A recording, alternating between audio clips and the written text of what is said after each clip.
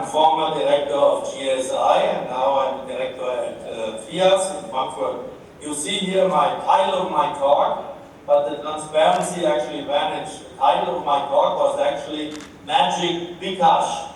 Bikash has done so many crazy things for the heavy iron community in Europe that I can just bow deeply and say congratulations Bikash for a great job. And I never forget that I learned a lot from you over the last 45 years. We now have Magic Bikash as the title of our research program here at FIAS, which is connected to LIGO and Virgo, connected to neutron stars and cosmic rays, and connected to heavy ion collisions and cosmology. Matter, astrophysics, gravitational waves, ion collisions, and C can also be taken for cosmology. Most of the work I present here has been done by Anton Motornenko, who is at Frankfurt now for about 5 years. Pia Jakobus, who was a graduate student here in Frankfurt and then left to go to Monash University to do supernova. Stefan Schramm, who unfortunately passed away a few years ago, and whose wife is actually originally from Bengal also. Mrs. Mukherjee, she was the last graduate student, Stefan's wife, of Nambu. Jan Steinheimer, who unfortunately is sick with corona and at home, and myself, we are at the FIAS, and then Elias Moss, who was here in Frankfurt and now is a young assistant professor in Princeton. Then Mr. Kutan, who is on his way to his PhD, who does CBM detector and Panda detector with Carsten Greiner's son Alex, and Lukas Vai, who went into industry, very nice gentleman, very good stuff. And you all know, of course, Matthias Hanauske and Luciano Rezzolla, who are the backbone of the numerical astrophysics group at the Institute for Theoretical Physics here at Goethe University. The collaboration with Monash University on supernova is with Bernhard Müller and Alex Heger, who are both also at Monash, are originally from the Janka group. We are supported by the Stiftung Polytechnische Gesellschaft, by the Samsung AG, by FIAS, Goethe University, GSI, the BMBF, and BMBF Project, Aero Data, by Graduate School, Helmholtz Graduate School, Heavy Ion Research for FAIR, and Black Hole Cam discovered the pictures of the camera. Thank you very much, Alex. Well, you know, matter, gravity, and neutron stars, these things are tightly related to the work of Albert Einstein, who was born in Ulm and published several long papers on general relativity, but in the end he managed to do it right. That was in 1915, and he said, however, my beautiful theory is very elegant, but so complicated nobody can ever use it and do any calculation with it. It's just elegant. Sounds a little bit like string theory and Witten and stuff like this. Gravity governs the motion of masses and of light by curving space-time. However, there was a guy from Frankfurt, Karl Schwarzschild, the famous astronomer who used to do coupled systems of nonlinear equations for his telescope optics, and he was able to solve the unsolvable Albert Einstein general relativity within a few weeks. He was at the East Front fighting Russia in the First World War. He was born in Frankfurt, drank apple wine, and as you all know, apple wine is very good for developing your brain cells, and so he was able to very quickly get the point source solution of general relativity, and that is a black hole. You see it here, with this infinite curvature in the origin discontinuity. Now today we hope that besides the black holes, we also have proven that there are neutron stars, and then there are interesting hypothetical objects which have higher core densities, namely hybrid stars, which have a core made of hyperons or of quarks, and then quark stars who have not only a core but a very large part of their volume filled with quarks, so a deconfined QCD. The densities here are around 1 to 2, nuclear matter density here 2 to 5, quark stars 5 and above, and once you go above a critical density, which you get at about 2 times solar mass, you end up very quickly into a black hole, at least in co-moving frame. For an infinitely far observer, we think that this is a very slow process because we are very far away. Okay? So I will briefly run you through the chiral mean field description and the quantum van der Waals theory of Motornenko and of Schramm and of Volodya Vovchenko, who is right now my guest here in Frankfurt, who just starts a new professorship at the University of Houston, and of Jan Steinheim, of course. So this shows you how nice this model describes all the phenomena which we know from QCD phenomenology, on the equation of state, on the masses as they change with the temperature, on the densities, the energy densities, the pressures, and on the correlation, and this is of course here from Vovchenko, famous curves of the very strong liquid gas phase transition at 15 to 20 MeV temperature and around 910 or whatever it is, chemical potential for liquid vapor. And according to the quantum van der Waals, that's the only phase transition you have in the system if you do quantum van der Waals for simple baryonic system. Of course, you can get more effects if you drill around with what you see here, chiral partner masses for the nucleons and for the hyperons and so on. Here you see the cascades and so on. And you see here the lattice data, red, green, blue. That's also long ago. Here is what people call a pseudo-critical chiral transition temperature. You see that the hadron resonance gas, an ideal hadron resonance gas, does way above that still pretty well, so above 190 even. You see that the hadron resonance gas does a pretty good job, but it has the wrong change as a function of T. And Volodya's work showed very clearly when you include also the masses which expel, so to say, the Pauli principle of the quarks which sit inside of the baryon, then the curves bend over and follow very nicely the curves of the lattice QCD, which are pseudo-parameter free, and the other one is also pseudo-parameter free. So here I quickly glance over the PNGL model. We just heard about it from Shoji, and this is Fukushima's approach here, where you have Polyakov loops, and you can see that the PNGL produces very nice with Stefan Boltzmann limit, both for T to infinity and mu to infinity.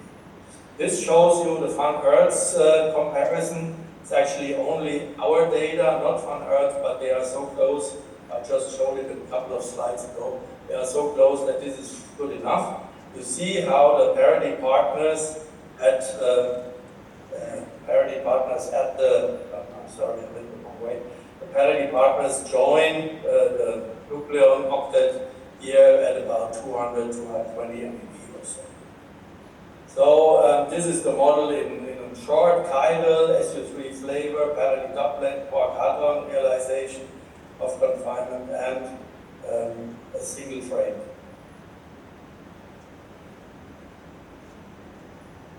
So this shows you the dependence of the excluded volume, which is used here for mesons and strange mesons, and how nicely you can twiddle parameters to get close to the models which are lattice, pure lattice data. And you see that this is completely different than the ideal hadron resonance gas as soon as you interact the action with excluded.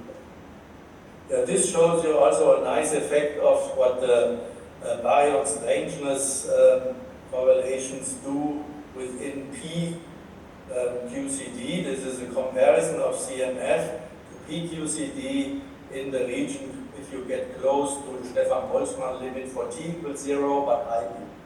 You see it's very nicely within the uncertainties of Berkela or Matschke.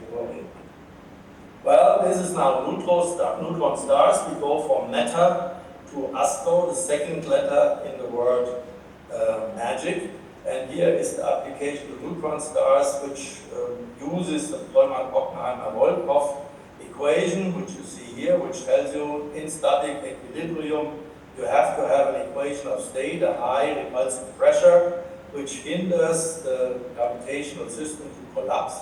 Here you see the Stefan Boltzmann limit, and you see how the model which we use now here in beta equilibrium, without changing any parameter, can very nicely solve all kind of neutron star matter densities from 10 MeV per nucleon to 10 to the 4, that means 10 GeV, sorry, not per nucleon, but per cubic. And here is Anton in his favorite old Volkswagen Beetle, which has done this calculation here, namely the neutron star masses versus radius in the CMF model. On the right-hand side color bar, you see very few quarks, more and more quarks, 50% quarks, 80% quarks.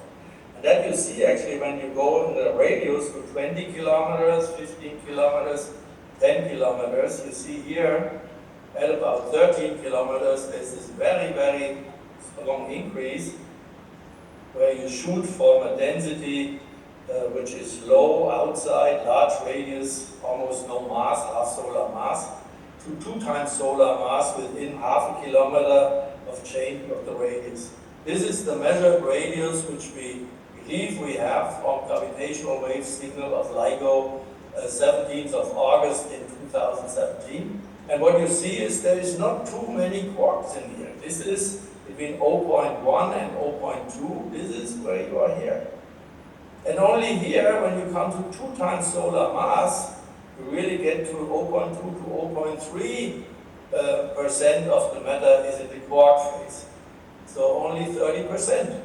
And once you are above 30%, the system collapses. The system is no longer stable. So it's very interesting. This model makes a very clear prediction. There will be no quark stars which are dominated by quarks, but there are hybrid stars possible where the quarks are a third of the matter in the center of the quark star, but around this is a major fraction of hyperons and other baryons, protons, and of course a lot of neutrons and strange particles. Here is the composition shown. Here is the density in the CMF model. Again, the equation of state decomposed into its different contributions. These are the quarks. Most abundant are the down quarks. Why? Because they are negatively charged. The strange quarks should be also more abundant because they are also negatively charged, but they are heavy. So they are suppressed by a factor of 4 or so. And in between is the double, 2 times divided by 3 charge, positive charge of the U quark.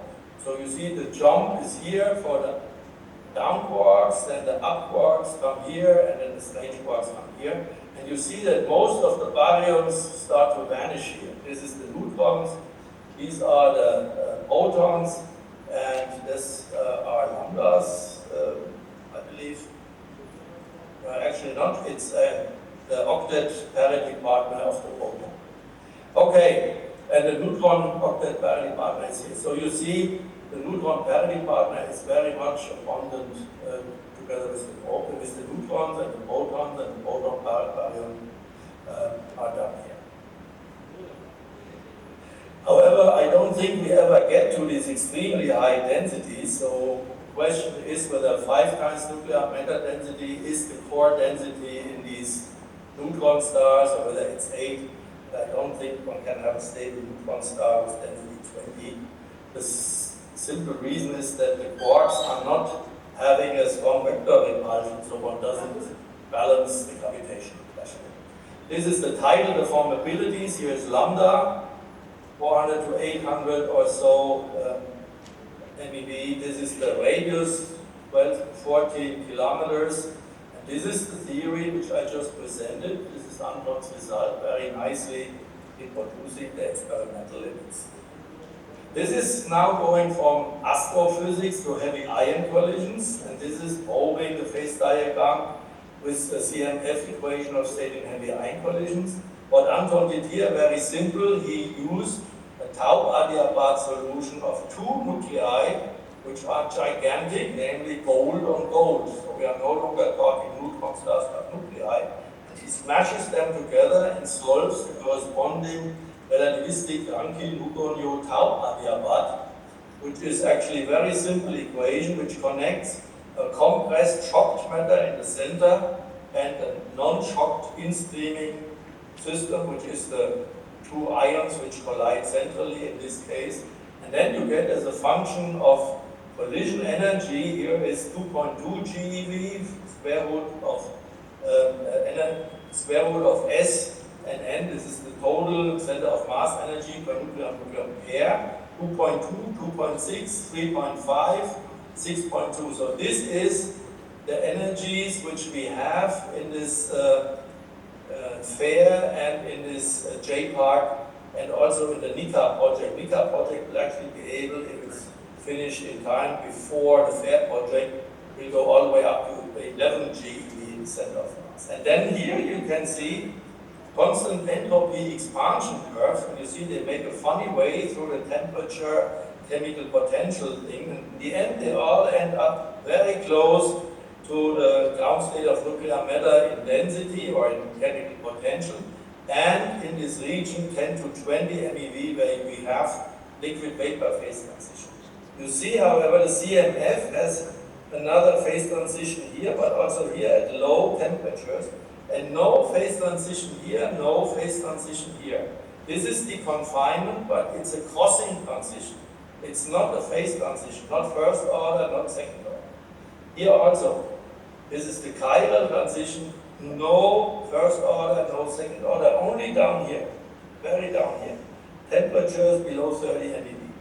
And this is the end phase of all of these energies. They all go through this phase transition remnants. I think the first person who discovered this was Volodya Vovchenko.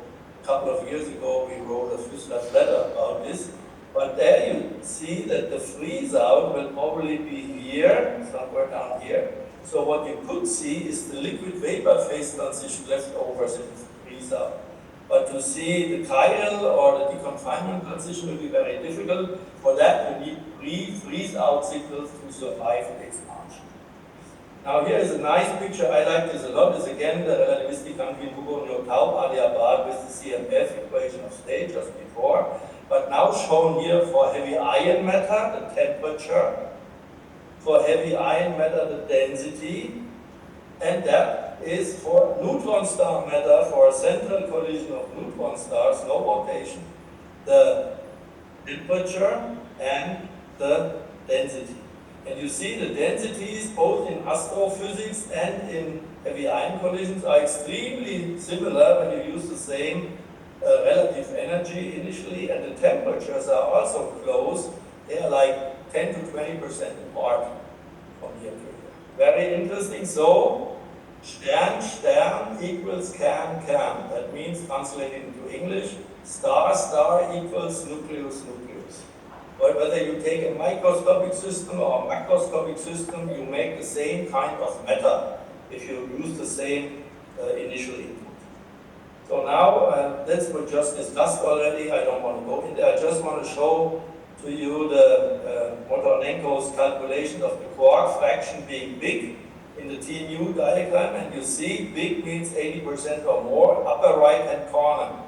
Same two axes over here, the chiral condensate, 1 sigma over sigma 0, down here you are in the normal phase, and then this ends here, and here you have 0. So where this is high, lower left-hand side, this is small.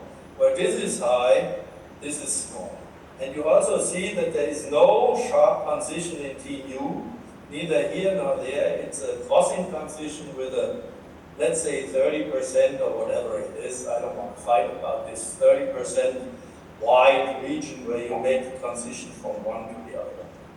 Okay, this therefore means that this curve, which is shown by almost everybody in the world, which comes, I believe, from an old Scientific American, which Hans Gutbrod, who actually turns 80 in the next few weeks, has drawn in our Scientific American, where we thought that this goes all the way up to 100, 150 MeV temperature before you reach this critical endpoint. I believe from the CMF calculation that this point is somewhere down here and not up here. That means that it will not be trivial to get a heavy ion collision experiment to reach these very high densities at so low temperatures, at least not during the high density initial phase. Okay? For the neutron star collisions, that is interesting to see. And that we want to do with the FAIR project. You see here the good old GSI, which has been here now since 1969. So let's say a good 50 years. And this is the FAIR project. The FAIR project does no longer look like this because we have been working heavily on it over the last 10, 12 years. And what you see is a lot of flags, including Russia, Great Britain, Romania, Spain, Sweden, Italy, India. India has a big contribution. And you can imagine who was most important to get this contribution of India into the FAIR project, which is like 5% of the FAIR belongs to India and 15% of the FAIR belongs to Russia.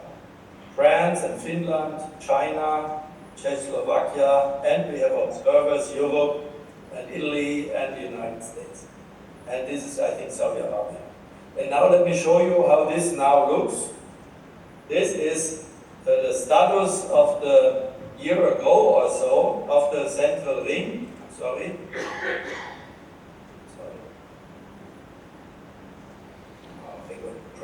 Here, the status of the central ring, the CIS 100 synchrotron. This is the CIS 18 synchrotron of GSI. You shoot into this like this, then you run around a million times, and then you get out and you enter into the CBM detector cave, where also the hardest detector will be put in. However, right now we are having dipoles from Würzburg here in Germany, but we don't have the multipoles. They are sitting in Dubna and they are being built in Dubna, and they are not going to be delivered as long as the war is going on in Ukraine. And then here will be the high energy storage ring for Panda. Panda will be roughly sitting here. And then there is the super fragment separator going here, the antiproton ring here, which then the collector ring, which then feeds into Panda. This is the CBM experiment. This is the hardest experiment here. Here is a magnet, here's another magnet. This magnet, unfortunately, also sits in Russia. And it's not here in Germany. This is the ring imaging Cherenkov, the transition radiation detector, time of flight detector, projectile spectator detector, and the muon detector is alternative to the dielectrons, P plus E minus, U plus E minus. This is also a major piece which came about the VEC in Calcutta, who was a central Indian institution to build it. And of course, this also was started by our guest of honor today, and Bikash